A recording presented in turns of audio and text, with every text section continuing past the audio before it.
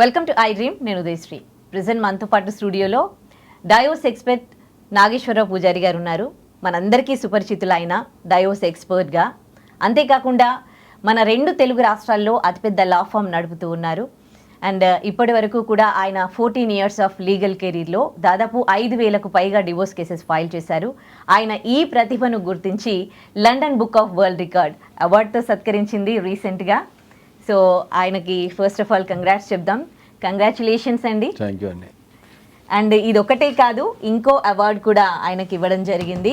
High range వాళ్ళు book of world records certificate ఇచ్చారు, మెడల్తో సత్కరించారు, మెడల్ కూడా ఇచ్చారు హై రేంజ్ వరల్డ్ రికార్డ్ అచీవర్గా. సో ఎలా ఫీల్ అవుతూ ఉన్నారు నాగేశ్వరరావు గారు? అవార్డు అనేది మనం అత్యధికంగా డైవర్స్ ఫైల్ చేసినందుకు మనకు సర్టిఫికెట్ ఇచ్చారు. ఎందుకంటే ఒక లీగల్ కెరియర్లో, ఒక 14 years ఆఫ్ లీగల్ కెరియర్లో ఎస్పెషల్లీ ఒక 5,000 పైచిలకు డైవర్స్ కేసెస్ ఫైల్ చేయడం అనేది చాలా ఛాలెంజింగ్ విషయం అది. ఎందుకంటే అడ్వకేట్ ప్రొఫెషన్ అనేది ఏంటంటే చాలా డిఫికల్టీతో కూడుకున్న ప్రొఫెషన్ ఇతర ప్రొఫెషన్లతో పోల్చుకుంటే. ఎందుకు అంటే ఏంటంటే ఇప్పుడు ఒక డాక్టర్ ఉన్నాడు అనుకో, హాస్పిటల్ వల్ల పనిచేస్తే సరిపోతుంది. ఓకే, అట్లా రకరకాల మనం విషయాలు పరిగణిస్తే ఏంటంటే ఒక అడ్వకేట్ కోర్టులో పనిచేయాలా, ఆఫీస్లో పనిచేయాలా, పోలీస్ స్టేషన్స్ వెళ్ళాలా, రకరకాల ప్లేసెస్కి వెళ్ళి పనిచేయాల్సి వస్తుంటుంది. అంటే మల్టీ టాస్కింగ్ చేయాల్సి వస్తుంది. డ్రాఫ్టింగ్ చేయాల్సి వస్తుంది, తర్వాత కౌంటర్స్ కొట్టాల్సి వస్తుంది, తర్వాత మనకు ఆర్గ్యుమెంట్ చేయాల్సి వస్తుంటుంది, క్రాస్ ఎగ్జామినేషన్ చేయాల్సి వస్తుంది. ఇవన్నీ మల్టిపుల్ టాస్క్స్ ఉంటాయి బాగా. సో ఒక 14 సంవత్సరాలు నాకైతే ఒక 14 నిమిషాలకు గడిచిపోయినట్టు అనిపిస్తుంటుంది. ఎందుకంటే పర్ డేలో ఇర్రెస్పెక్టివ్ ఆఫ్ ద సిచ్యువేషన్ ఒక 15 hours ఓకే ఒక లీగలే మాట్లాడుకుంటూ ఉండాలి. 15 hours ఒక పడుకున్నప్పుడు తప్ప. ఇంకా పడుకుంటే కళలో కూడా కేసులు వస్తుంటాయి అనుకోండి. ఎందుకంటే రేపు ఏం కేసులు అయ్యి, ఏం ఆర్గ్యుమెంట్ చేయాలా, ఎవరేమన్నారు, ఎట్లుంటుంది, దాని రిజల్ట్ ఏమొస్తుంది అనేది కూడా ఉంటుంది. కాబట్టి అది ఒక డిఫికల్ట్ అది. ఇప్పుడు మీ 14 years ఆఫ్ ఈ స్ట్రగ్లింగ్స్, మీరు ఏదైతే టైం స్పెండ్ చేశారో దీని మీద, ఇప్పుడు దానికంటూ మీ ప్రతిభను గుర్తించి ఇట్లా అవార్డులు ఇవ్వడం అనేది, అంటే ప్రతి దాంట్లో ఇస్తారు అవార్డ్స్, కానీ ఇప్పుడు ఇట్లా అవార్డు అందుకోవడం ఎట్లా అనిపిస్తుంది? అవార్డ్స్ అనేటివి వస్తుంటాయి పోతుంటాయి, వాడి గురించి మనం ఏం పెద్ద పట్టించుకోము. ఎందుకంటే అది మనకు ఫైనల్గా ఏముంటుంది అంటే ఏంటంటే మన దగ్గరకు వచ్చిన వాళ్ళకి న్యాయం చేసినామా లేదన్నదే పాయింట్. అవార్డ్స్ అనేటివి వస్తుంటాయి పోతుంటాయి. అంటే మీ కష్టాన్ని గుర్తించారు అని నేను ఎప్పుడు కూడా దాన్ని కష్టం కింద ఫీల్ కాలే. ఎందుకంటే లా ప్రొఫెషన్ అనేది నేను ఇష్టంగా ఎంచుకున్న కెరియర్ కాబట్టి దాంట్లో చేసిన ఏ ప్రయోగాలైనా సరే, ఎటువంటి విషయమైనా సరే నేను ఎప్పుడు కష్టంగా భావించలే. ఎందుకంటే నాకు ఎప్పుడు కష్టం అనిపించలే. ఎందుకంటే ఏదైనా ఒక విషయం కష్టం అనిపిస్తే ఆపేస్తాం మనం, ఇష్టం అనిపిస్తున్నా కొనసాగిస్తాం. సో ఒక్కటైతే ఖచ్చితంగా చెప్పగలను ఏంటంటే ఈ 14 సంవత్సరాల కెరియర్లో కొన్ని లక్షల మందిని సంపాదించుకున్నాను నేను వ్యక్తిగతంగా. అన్ని రంగాల నుంచి కొన్ని లక్షల మందిని సంపాదించుకున్నా, అదొకటి ఖచ్చితంగా చెప్పగలుగుతా. తర్వాత ప్రపంచవ్యాప్తంగా ఉన్న తెలుగు వాళ్ళల్లా నన్ను గుర్తుపడతారు. అదొకటైతే వెరీ హ్యాపీ ఫర్ దట్. అంతేకాకుండా ఇప్పుడు ఒక ఇండియాని మీరు అంటే ప్రపంచంలో నిలబెట్టారు కదా ఒక డైవోర్స్ ఎక్స్పర్ట్గా. లండన్ వాళ్ళు మీ ప్రతిభను గుర్తించడం మీకు ఒక్కరికే కాదు, ఒక ఇండియాకి కూడా గర్వకారణమే కదా. ఇండియా కంటే ఇప్పుడు మీరు చెప్పేది అంతా ఉల్టా ఉన్నది. ఇప్పుడు ఇండియాకి గర్వకారణం అంటే డైవోర్స్ కేసెస్ పెరుగుతున్నందుకు గర్వకారణమా, నేను ఫైల్ చేసినందుకు గర్వకారణమా?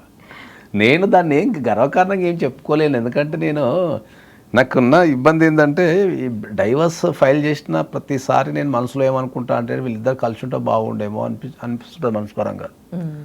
సో ఎప్పుడైనా కూడా ఏంటంటే నేను మ్యాక్సిమం ఎవరిని కూడా డైవర్స్ తీసుకోవద్దనే చెప్తూ ఉంటాను నేను. ఎందుకంటే మన జీవితంలో ఒక సమస్య వచ్చినప్పుడు ఎట్లయితే పరిష్కరించుకుంటామో అట్లనే మనకు మ్యాట్రిమోనల్ విషయాలలో కూడా ఏదైనా సమస్య వచ్చినప్పుడు దాన్ని పరిష్కరించుకోవాలి అని దాని మీద దృష్టి పెట్టాలని చెప్తాను నేను. ఓకే, చాలామంది ఏమవుతుందంటే ఏంటంటే దాన్ని ఆ సమస్య యొక్క తీవ్రతను అర్థం చేసుకోకుండా, ఓకే, దానికి కావాల్సిన సమస్యకు కావాల్సిన పరిష్కారాలు అర్థం చేసుకోకుండా దాన్ని వాళ్ళు పెద్దగా చేసేసుకుంటుంటారు. నేను చూసిన దాని ప్రకారం ఏంటంటే 70% ఆఫ్ ద డైవర్స్ కేసెస్లో ఏముండవు. బిహేవియరల్ ఇష్యూస్, అండర్స్టాండింగ్ లేకపోవటం ఉంటుంది 70% ఆఫ్ ద డైవర్స్ కేసెస్లో. ఓకే, ఒక 30% of the divorce cases severity ఉంటుంది, హరాస్మెంట్ ఉంటుంది, బోత్ ద పార్టీస్, ఎవరైనా అబ్బాయి నుంచి కానీ అమ్మాయి నుంచి కానీ. ఫైనాన్షియల్ ఇష్యూస్ ఉంటాయి, లేకపోతే మోసాలు ఉంటాయి, చీటింగ్స్ ఉంటాయి, ఇల్లీగల్ అఫైర్స్ ఉంటాయి, ఇవి ప్రధాన పాత్ర పోషిస్తుంటాయి. ఓకే, ఖచ్చితంగా కూర్చుంటే ఎటువంటి డైవర్స్ కేసునైనా సరే దాన్ని మనం పాజిటివ్గా చేసి ఓకే దాన్ని కలపడానికి ట్రై చేయొచ్చు, కానీ పార్టీస్ విల్లింగ్నెస్ ఉండరు. అంటే కలవటానికి కావలసిన చర్యలు ఏవైతే ఉంటాయో అవి చేయడానికి ఇష్టపడరు. ఇప్పుడు అందరికీ అర్థమయ్యేటట్టు చెప్పాలంటే ఏంటంటే, ఇప్పుడు ఒక వ్యక్తికి ఏదన్నా జబ్బు వచ్చింది అనుకుందాం, వచ్చినప్పుడు డాక్టరు ఒక మెడిసిన్ రాస్తాడు, అది వాడితే తగ్గుతుంది. అట్లనే ఒక అడ్వకేట్ ఏదైనా చెప్పినప్పుడు మనకు దాన్ని పాటిస్తే దాని నుంచి రిజల్ట్ వస్తుంది. చాలామంది పాటించరు, అదే ప్రాబ్లం అవుతుంది.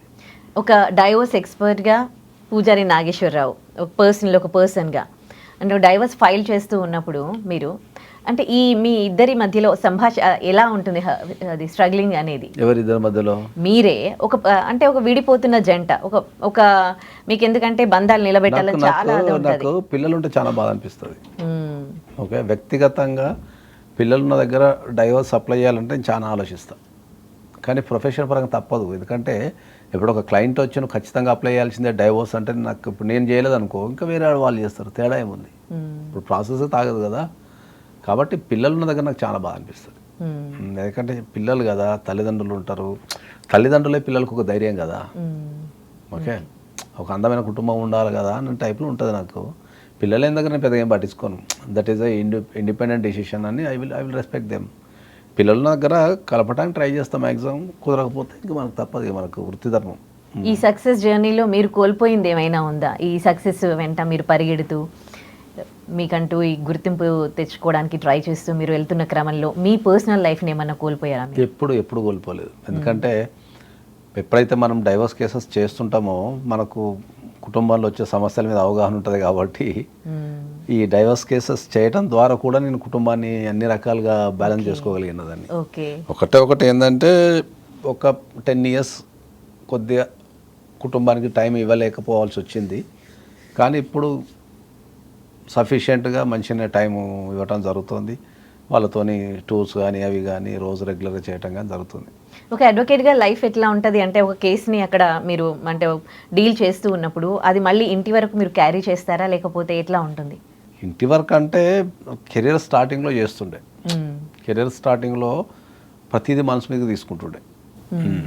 ప్రతిదీ మనసు మీద తీసుకొని, అరే ఇది ఏంది, ఇట్లా ఎందుకున్నారు, అట్లా ఎందుకు, ఇట్లా మాట్లాడుతున్నారు, అట్లా ఓవర్ ద పీరియడ్ చేసి ఒక హ్యాబిట్యూటెడ్ అయిపోయింది. అంటే అప్పుడు ఉన్న కేసు తర్వాత మర్చిపోతాయి బట్టే. ఎందుకంటే కేసులు కూడా ఎక్కువైపోయినాయి కదా. ఇప్పుడు స్టార్టింగ్లో ఒక కేసు వస్తుంది, ఒక కేసు వచ్చినప్పుడు దాన్ని తీవ్రంగా ఆలోచిస్తాము. ఇప్పుడు ఒకటే కేసు ఉంటే ఆలోచిస్తాము, 1000 కేసులు ఉంటే ఏం ఆలోచిస్తాము. కాబట్టి ఇప్పుడంతా మనసు మీదకి ఏం తీసుకొని, కానీ సామాజిక పరంగా బాధ అనిపిస్తుంది. ఎందుకంటే పిల్లల దగ్గర సామాజిక పరంగా చాలా బాధ అనిపిస్తుంది. మీరంటే ఆ విధంగా కూడా ట్రై చేస్తున్నారు కదా, కౌన్సిలింగ్ కానీ కొత్తవి స్టార్ట్ చేసి వాళ్ళని కలిపే ప్రయత్నం చేస్తున్నారు కదా.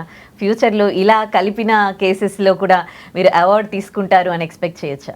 చెయ్యాలి ఖచ్చితంగా, ఎందుకంటే అది నా బాధ్యత కదా. ఇప్పుడు మనం సమాజంలో ఉంటాం కాబట్టి I'm the first person.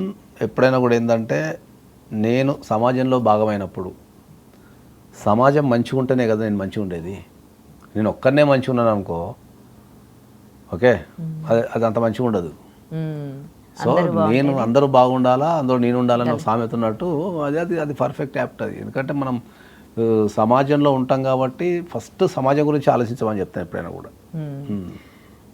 Divorce ఎక్స్పర్ట్గా and చాలా 14 years ఆఫ్ ఎక్స్పీరియన్స్ ఉన్న అడ్వకేట్గా ఇప్పుడు ఈ రంగంలోకి వస్తున్న వాళ్ళు కూడా అంటే మంచి సక్సెస్ అవ్వాలి అంటే మీరు ఇచ్చే సజెషన్స్ ఏమైనా ఉన్నాయా?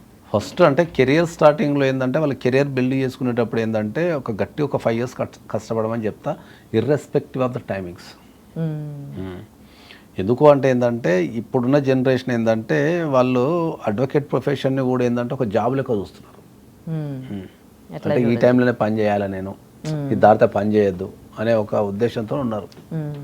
సో కెరియర్ని బిల్డ్ చేసుకోవాలి, one of the top most పొజిషన్కి వెళ్ళాలి అంటే టైమింగ్స్తో పని ఉండదు కొంతకాలం వరకు. ఒక 5 years వర్క్. ఎందుకంటే దాంట్లో ఉన్న లోటుపాట్లు నేర్చుకోవాలా, దాంట్లో ఎక్స్పర్టైజ్ కావాలా, ఎన్ని ఎక్కువ కేసులు చేస్తే నీకు అంత ఎక్స్పర్టైజ్ అవుతుంటుంది. ఓకే, సో సాధ్యమైనంత వరకు ఎక్కువ కేసులు చేయాలా, చదవాలా, ఇవి రకరకాలుగా ప్రయోగాలంతా ఒక 5 years కనుక ఖచ్చితంగా ఇర్రెస్పెక్టివ్ ఆఫ్ ద టైమింగ్ కనుక మీరు అడ్వకేట్స్ కనుక పని చేయగలిగితే definitely they will reach one of the top most position.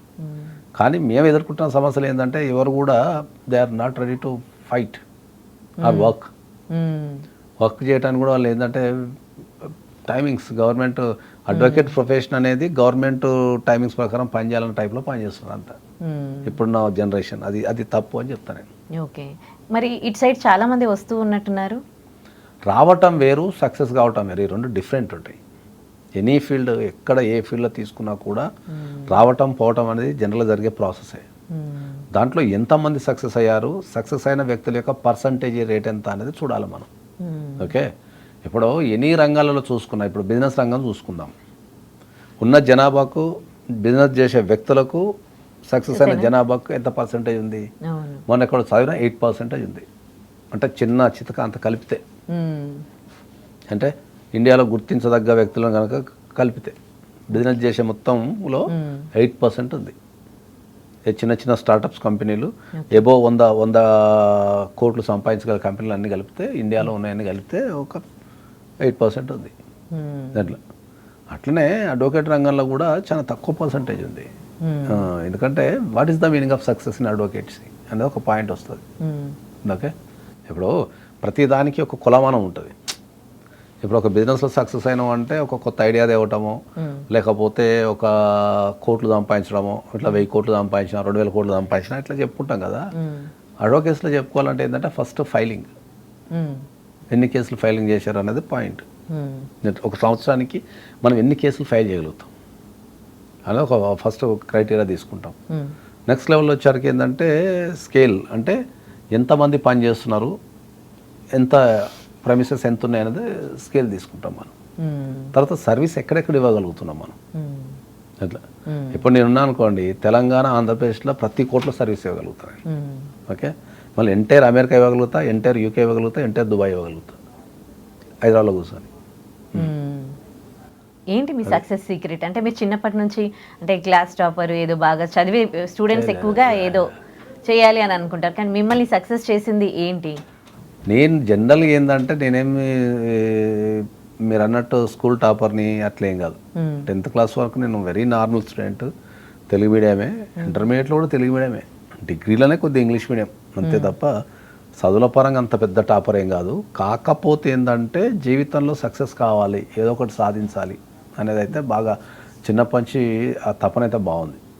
ఎందుకంటే యూ నెవర్ బిలీవ్, అత్యంత సాధారణ కుటుంబం, ఒక కుగ్రామంలో అత్యంత సాధారణ కుటుంబంలో ఒక తండ్రి తల్లి ఇల్లిటరేట్ అయ్యుండి, ఓకే, వాళ్ళు ఆ కుగ్రామం దాటకుండా ఓకే బతుకుతున్న ఒక వ్యక్తులు ఇవాళ నేను ప్రపంచంలో ఎక్కడంటే అక్కడ తిరగగలిగి, ఏదంటే అది కొనగలిగి, ఏదంటే చేయగలిగి, ఓకే చేయగలిగిన అంటే నా జీవితంలో నేను ఎప్పుడైనా వండరనే చెప్పుకుంటాను. అంతే కదా, సాధారణ కుటుంబం నుంచి వచ్చి లండన్ లో మీరు ఒక వరల్డ్ రికార్డ్ అవార్డ్ సర్టిఫికేట్ తీసుకోవడం అనుకోండి, అక్కడ మిమ్మల్ని పిలిచినప్పుడు ఆ ఫీల్ ఎట్లా ఉంటది? చాలా, నాకు ఇప్పటి వరకు దగ్గర నాకు అన్ని కలిపి ఒక 28 అవార్డ్స్ వచ్చినాయి, అన్ని కలిపి. నేను ఎప్పుడన్నా నా సోషల్ మీడియాలో జనరల్గా ఎక్కువ అడ్వర్టైజ్మెంట్ ఏం చేయను, నా సోషల్ మీడియా హ్యాండిల్స్లో మాత్రమే పోస్ట్ చేస్తా తప్ప పెద్ద ఎప్పుడు చెప్పుకోను దాని గురించి. ఇంకా ఎందులో సాధించాలని ఉంది మీకు అవార్డ్స్? ఏది అవార్డ్స్ అనేది నాకు ఇంపార్టెంట్ ఏం కాదు, అవార్డ్స్ ఈజ్ నాట్ ఇంపార్టెంట్. నా కోరిక ఏంటంటే ఇండియాని one of the top most చేయాలి, అన్ని రంగాలలో అని చేయాలి నాకు. ఎందుకంటే ఈ ప్రపంచం అంతా తిరుగుతున్నాం కదా, ప్రపంచం అంతా తిరిగే క్రమంలో నాకు మనం ప్రపంచ దేశాలతో పోటీ పడగలిగే శక్తి ఉంది కదా. ఓకే, మరి ప్రపంచ దేశాలతో పోటీ పడగలిగే శక్తి ఉన్నప్పుడు మనం ప్రపంచం నెంబర్ 1 ఎందుకు కాలేకపోతున్నాం అనే దాని మీద చెప్తున్నా. దాని మీద పోరాటం చేయాలా నాకు కళ. నా కళ ఏంటంటే మనం ప్రపంచ దేశాల వీసాల కోసం పడటం కాదు, ప్రపంచంలో అందరూ మన దేశం వీసాల కోసం పడాలని నా కోరిక. మన దగ్గర ఏం పాపులేషన్ ఎక్కువ, స్పేస్ తక్కువ. పాపులేషన్ స్పేస్ అనటం కంటే ఏంటంటే మనకు సివిక్ సెన్స్ అనేది most important. Population is not at all criteria. Population is advantage to the country. Yeah of course. Population అనేది మన కంట్రీకి అడ్వాంటేజ్. కానీ సివిలైజేషన్ గురించి కానీ సివిక్ సెన్స్ గురించి కానీ మనం మాట్లాడాల్సి వస్తుంది అట్లా.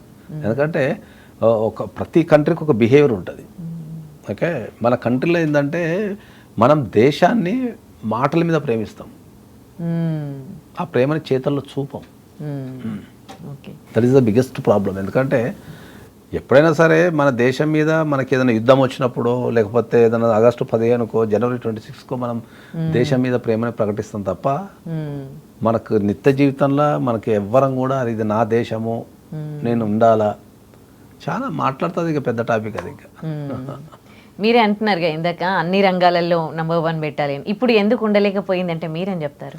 అదే చెప్తున్నా కదా సార్, ప్రజలకు అవగాహన లేదు. ఇప్పుడు అవగాహన లేదంటే ఏంది? నీకు ఇప్పుడు మనకు భారతదేశంలో నాకు తెలిసి 140 కోట్ల మంది ఉన్నారు. ఎంతమంది ఇన్కమ్ ట్యాక్స్ కడుతున్నారు? సగం మంది ఎత్తేయాలని చూస్తారు. ఇప్పుడు అదే చెప్తున్నా. ఇప్పుడు నేనున్నా, నాకు తెలిసిన వాళ్ళు నా ఫ్రెండ్స్ ఒక 20 మంది ఉన్నారు.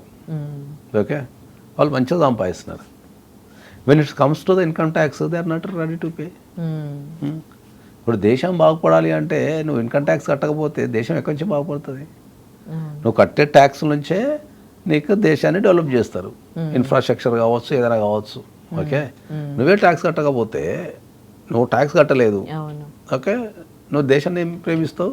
తర్వాత దేశాన్ని ఏం క్వశ్చన్ చేస్తావు? ఇప్పుడు ఇవాళ నేను ట్యాక్స్ కడుతున్నా నిజాయితీగా, నాకు ప్రత్యక్షంగా ఏమనిపిస్తుంది, అరే నేను ఇంత ట్యాక్స్ కడుతున్నా కదా, ఎంత ఎడిగి పోతుంది, ఎవరు ఏం చేస్తున్నారు, మరి ఇంత నేను కడుతున్నా కదా అనే ఫీలింగ్ వస్తుంది నాకు. ఓకే, ఇప్పుడు ట్యాక్స్ కట్టడం నీకు ఏం ఫీలింగ్ ఉంటుంది?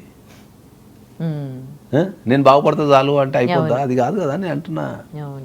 నేను ఒక విషయాన్ని అయితే చాలా ఖచ్చితంగా చెప్పదలుచుకున్నా, ఏంటంటే మనకు భారతదేశంలో అతిపెద్ద ప్రాబ్లం ఏంటంటే భారతదేశంలో వ్యక్తిగతంగా బాగుంటే చాలు అని కోరుకుంటారు. అంటే నేను బాగుపడితే చాలు, ఎవడు ఎటైనా పోని, అంటే ఏదైనా నాకుంటే సరిపోతుంది, డబ్బు అయినా ఏదైనా కెరీర్ అయినా ఏదైనా నాకుంటే సరిపోతుంది, నేను ఒక్కరిని సుఖంగా ఉంటే చాలు, ఎవడు ఎటైనా సంకన అయిపోయి అంటారు భారతదేశంలో. స్వార్థం పెరిగిపోయింది. అట్లా ఫారిన్ కంట్రీస్లో ఏంటంటే నాతో పాటు అందరూ సుఖంగా ఉండాలా అనే కాన్సెప్ట్ ఉంటుంది వాళ్ళకు. అట్లా అది వాళ్ళ చేతులలో చిన్న చిన్న పనులలో కూడా. అక్కడ క్యూలో పోతాం మనం జనరల్గా, క్యూలో పోయినప్పుడు అది ఎంత పెద్ద క్యూలో కూడా వాళ్ళు ఓపిక నిలబడతారు. ఈవెన్ ముసలోళ్ళు కూడా ఓపిక నిలబడతారు. మన దగ్గర పడుసు పిల్లగాడు ఉన్నా కూడా వాడే క్యూను మొత్తం దన్నుకొని వానుకొని 4 కాళ్ళు చేపించుకొని పోయి పని చేసుకొని వెళ్ళిపోతాడు. ఇవి చిన్న చిన్న విషయాలే కావచ్చు, కానీ ఇదంతా దేశం మీద ఎఫెక్ట్ చూపించే విషయాలు ఇవన్నీ.